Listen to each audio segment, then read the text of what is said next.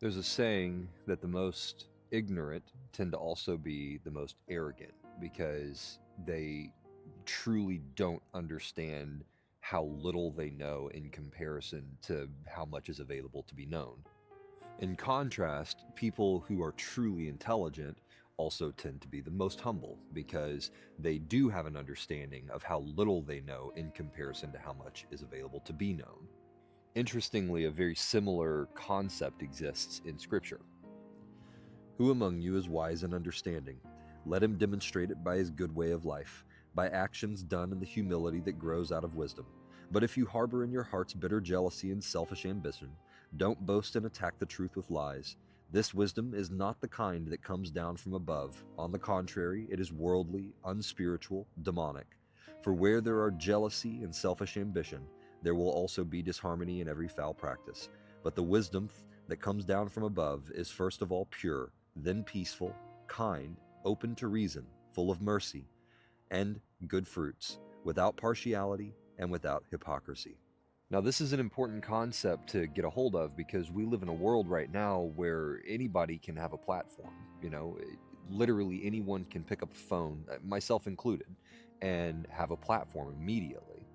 And if they speak confidently and they sound informed, you might be inclined to believe that this person has tremendous wisdom. But the thing you want to pay attention to is the nature of the wisdom.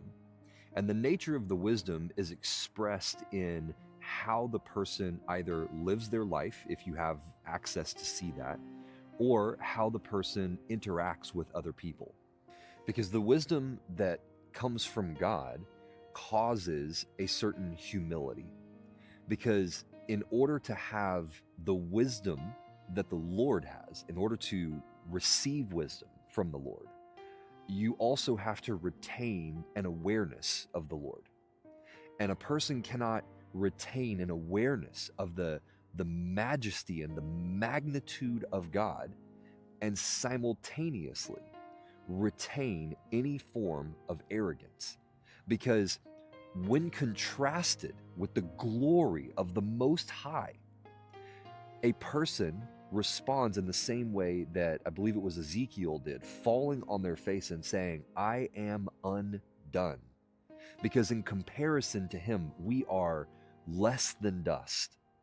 But demonic wisdom, on the other hand, is selfish. It is self-promoting. It is full of arrogance, because the one through which they derived that wisdom is the originator of arrogance and pride. And so when you're evaluating the wisdom that is coming from these people on these different platforms, the things you want to look for is this. You want to see, is it, first of all, pure? Is it peaceful? Is it kind? Kindness is one of the quickest indicators of demonic wisdom versus spiritual wisdom from God. And what I mean by that is, if a person is truly wise, when they encounter somebody who is ignorant or somebody who is attacking their point of view, their response to that is kindness, not destructiveness. Another quick indicator is, are they open to reason? Are they open to discussion?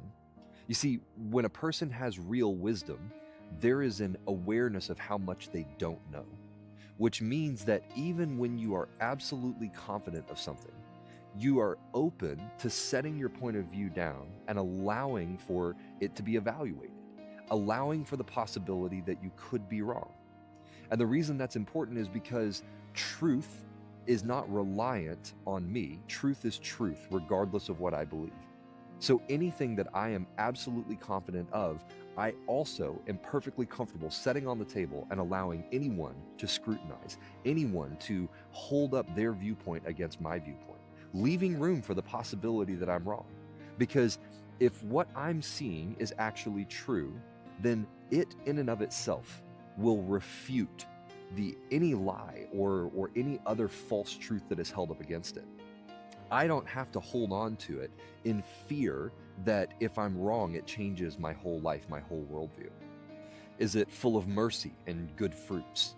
Is the wisdom producing something quality on the other side. The people who are partaking of the wisdom that the person you're watching is spreading are the partakers being fruitful? Is there a good product coming from what that person is saying to other people?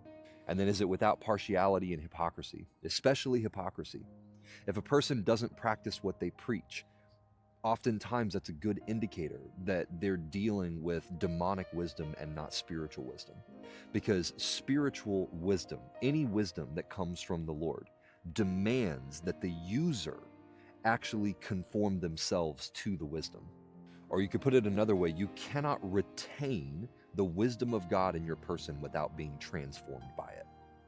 This is why when Jesus taught, the people were amazed, because he was giving them all the same information that the Pharisees had. Everything that Jesus taught was in the Torah. It's the same information that all the Pharisees had and that they taught from regularly for over 1,000 years. The difference was, when the Pharisees taught, they taught from a place of selfish ambition. Or you could put it another way, they taught for the purpose of building themselves up. But when Jesus taught, he taught from a place of humility, with the objective of building others up. But if we were to just sum all of this up, I think you could say that the purpose of God's wisdom is to transform its user to be more like Christ. And any wisdom that doesn't carry this intent or produce this result is likely not from the Lord and is demonic in nature. Shh.